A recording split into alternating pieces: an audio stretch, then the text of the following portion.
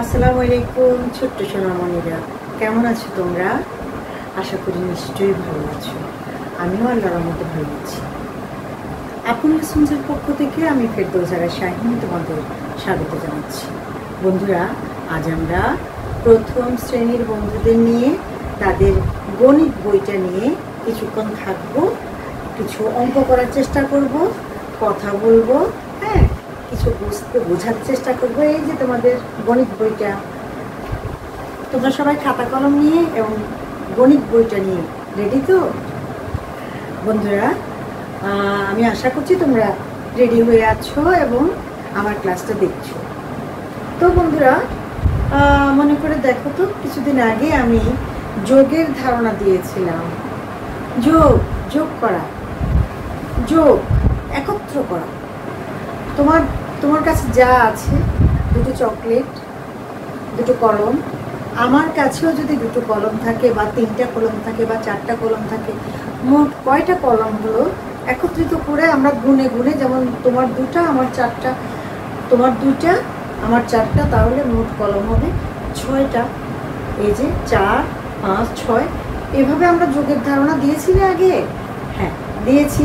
এরপরে আমরা উপর নিচে যোগ করেছি। হ্যাঁ, আমরা যদি যোগগুলোর নিয়ম জেনে থাকি তাহলে আমরা যত উপরের ক্লাসে যাব বা যত বড় বড় যোগ অঙ্ক আছে আমরা সবই করতে পারবো। তো মনে আছে তোমাদের, এই যে আমি আগের ক্লাসটাতে দেখিয়েছিলাম পাশাপাশি যোগ। সে পাশাপাশি যোগের ক্ষেত্রে এই যে ধরো পাশাপাশি, আমি বলেছিলাম কি যোগ এই ডান দিক থেকে বাম দিকে আসবে।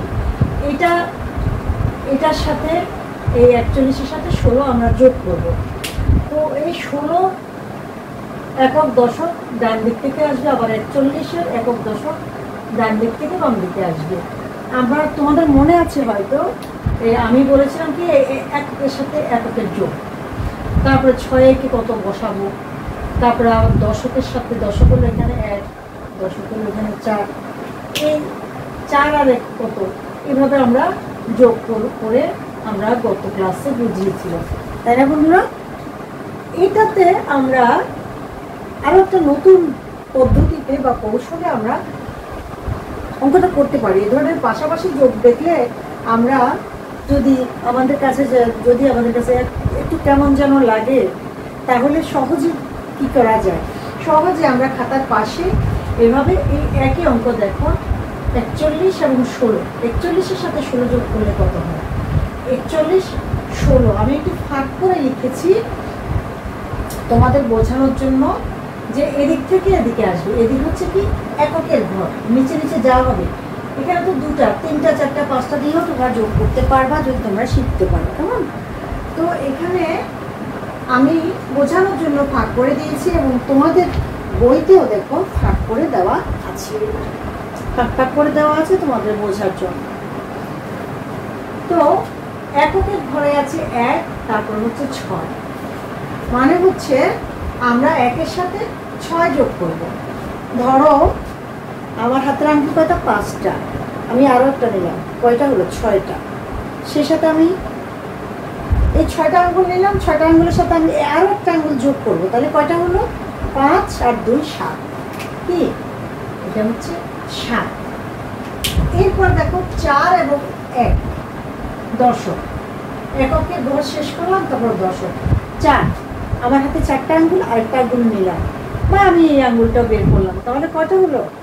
5টা। 4 আর 1, 5। তাহলে 41-এর সাথে 16 যোগ করলে কত পেলাম আমরা? এই দেখো 5, 10, 7, 57, এই দুটো পেলাম। কত সহজ, তাই না? আবার আরেকটা অঙ্ক আমি নিয়েছি, দেখো 32-এর সাথে আমি 20 যোগ করব। তো সে আগের নিয়মে যদি বলি তাহলে 0 মানে কিছু না, 2, তো 0-এর সাথে কিছু যোগ, 2-এর সাথে যদি কিছু যোগ না হয় তাহলে কত বসবে? 2-এর 2 বসে যাবে, কেমন? এরপর বাকি রইল কি একক থেকে দশক। দশকের ঘরে আছে 2, এই দশকের ঘরে আছে 3, দশকের সাথে দশকের যোগ হবে, তাহলে 2 এবং 3 একত্র করলে, যোগ করলে কত হয়? আমি এ হাত থেকে নিলাম 3 আঙ্গুল, এ হাত থেকে নিলাম 2 আঙ্গুল, কত হলো? 3 4 5 5, তাই না? 5 হয়ে গেল।